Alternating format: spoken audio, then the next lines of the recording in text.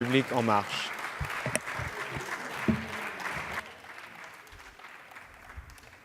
Monsieur le Président, Messieurs les ministres, Monsieur le Président de la Commission, Monsieur le rapporteur, mes chers collègues, puisque la journée a été placée par notre ministre sous le sceau des grands peintres, Gauguin nous dit aussi que la vérité ne se dégage pas de la polémique, mais des œuvres qu'on a faites.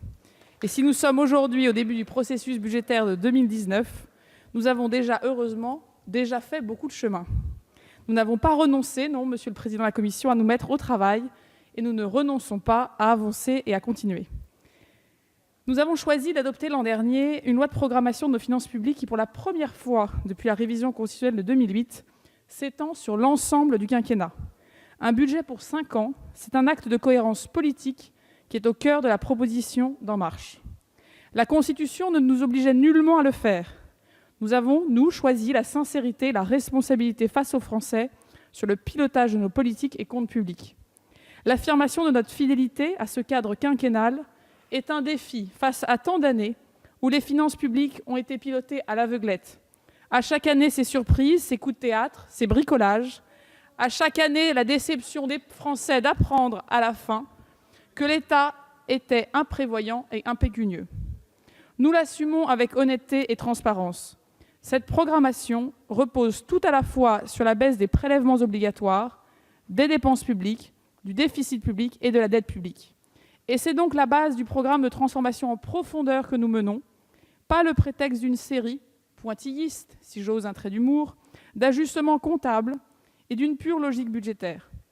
Le désendettement de notre pays ne sera pas l'affaire de ce quinquennat seul, et nous le savons tous ici. C'est pourquoi nous soutenons pleinement l'initiative de notre rapporteur général, qui souhaite inscrire explicitement dans la Constitution une programmation sur 5 ans de nos finances qui puisse guider l'action de tous ceux qui nous suivront, et nous y voyons un impératif démocratique. Pourquoi ? Parce que seule une programmation quinquennale permet de passer de la traditionnelle logique du rabot, qui a tant démontré son inefficacité, à une logique de transformation de l'action publique contrôlée par le Parlement, au titre d'un texte qui engage durablement la responsabilité de l'exécutif. Il suffit, pour montrer les premiers effets positifs de cette approche pluriannuelle, de citer le processus de contractualisation avec les collectivités territoriales, puisque 71 d'entre elles ont choisi de signer un contrat, et ce succès n'est donc pas discutable. Pourquoi avons-nous fait cela au fond ? Parce que la situation financière de notre pays en 2017 nécessitait un plan d'urgence avant de pouvoir construire quoi que ce soit de solide. Nous avons, oui, porté un effort de 5 milliards d'euros en dépenses dès notre premier budget, dès l'été dernier, dès l'audit de la Cour des comptes, pointant l'insincérité d'une impasse de financement de 8 milliards d'euros sur ce budget 2017. Et nous avons également porté un effort de 5 milliards en recettes pour faire face à l'annulation de la taxe de 3% sur les dividendes. Sans ces efforts, et il faut le reconnaître ici très largement, nous ne serions jamais sortis de la procédure pour déficit excessif devant les institutions européennes. Ce n'est pas un diktat, ce sont des engagements pris devant les Français et votés dans cet hémicycle qu'il nous faut tenir. La croissance n'aurait en effet pas suffi pour rétablir la situation. La gestion budgétaire a été assainie, certes, mais elle est surtout devenue plus respectueuse de l'autorisation parlementaire, c'est-à-dire de sa validation démocratique. Nous sommes passés d'un système, je le disais, de bricolage, fait de mise en réserve, de décrets d'avance, d'annulation de crédit, d'un permanence floue et d'une mise en réserve qui était montée jusqu'à 8%, avec 3% de réserve en crédit. Ce gel est réservé à la gestion de circonstances exceptionnelles. Et aucune mesure de dégel n'a été prise, comme vous l'avez rappelé, Monsieur le ministre, marquant ainsi la sincérité des débats du gouvernement et du Parlement lors du dernier exercice.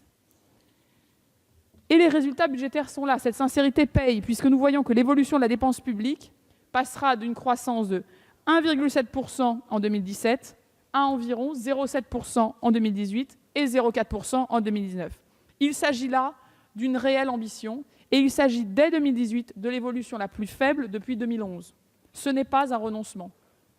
La Cour des comptes, dans son rapport sur la situation et les perspectives des finances publiques, qui avait l'an dernier, nous en souvenons, servi d'audit, et dont les conclusions très sévères avaient lancé la base de notre action, estime désormais que les 2,3% de déficit pour 2018 sont atteignables, et ce, malgré le léger infléchissement conjoncturel, Monsieur le ministre, de la croissance en début d'année. Surtout, la Cour des comptes estime que notre prévision de dépenses est plausible et que la budgétisation des crédits des missions du budget est plus sincère, avec des risques de dépassement limités. Alors 2019, bien sûr, notre cap de sérieux budgétaire doit être conservé. Et nous voyons, Monsieur le ministre, et nous en réjouissons, que nous arrivons à tenir au plus près la trajectoire de la programmation pour 2019 dans les plafonds que vous avez transmis au ministère. Ce cap pour 2019 et pour la suite devra être jalonné de choix et de réformes obligatoirement profondes, obligatoirement structurelles de nos politiques publiques. 2019 sera donc une année de choix clairs à cet égard. Parce que nous refusons que les impôts des Français soient mal employés. Nous avons le droit et nous avons le devoir en tant que parlementaires de nous interroger en permanence sur l'efficacité de leur utilisation. Les chantiers sont nombreux dans tous les ministères et nous, les parlementaires, l'avons largement vu. Nous avons travaillé pendant ce printemps de l'évaluation en interrogeant ministre par ministre sur l'exécution des crédits de 2017 pour comprendre là où nous pourrions faire mieux et utiliser plus efficacement l'impôt des Français. Nous attendons donc du gouvernement dans les prochaines semaines, à votre suite, Monsieur le ministre de l'Action et des Comptes publics, lors de votre présentation hier à Bercy, des plans d'engagement politique par politique, avec une présentation des objectifs et un calendrier clair. Comment chaque euro de dépenses publiques sert-il un choix politique explicite et répondant aux attentes de services publics des Français?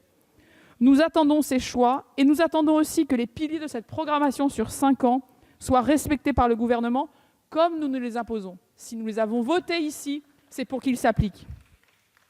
Cette ligne de crête est ténue, parce qu'il s'agit de libérer les énergies économiques pour ne pas casser la reprise de l'activité. Il s'agit en même temps de nous appuyer sur une réduction continue et soutenue de la dépense pour chaque jour rendre plus objectif, plus efficace, plus lisible l'utilisation que nous faisons des impôts des Français. Nous l'avons commencé l'an dernier avec les budgets du travail, du logement, nous continuons. Nos choix sont clairs, nous investissons et nous réparons.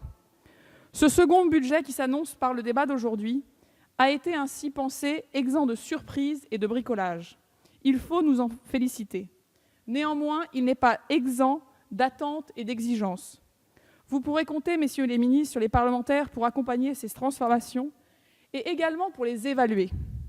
Car dans notre rôle, il faut prendre toute la mesure de ce que la Constitution nous permet de faire. Oui, nous votons les textes. Oui, nous les enrichissons. Mais nous devons contrôler et évaluer sans cesse. Les lois que nous votons portent-elles les résultats que nous souhaitons quand nous levons la main dans cet hémicycle? Car sans ce rôle, il faut nous prendre aussi la mesure des moyens insuffisamment associés à la clé de la réussite de cette programmation. L'ambition n'est pas l'objectif, l'ambition, ce sont les résultats. Voici donc l'œuvre, non pas pointilliste, mais à grands traits, et nous espérons à grand format que nous souhaitons mener, Monsieur le ministre, tenir des objectifs ambitieux qui ne sont pas ceux de l'Europe, mais qui sont ceux de tous les parlementaires ici, et surtout, chaque jour, répondre aux attentes de résultats des Français. Je vous remercie. Merci.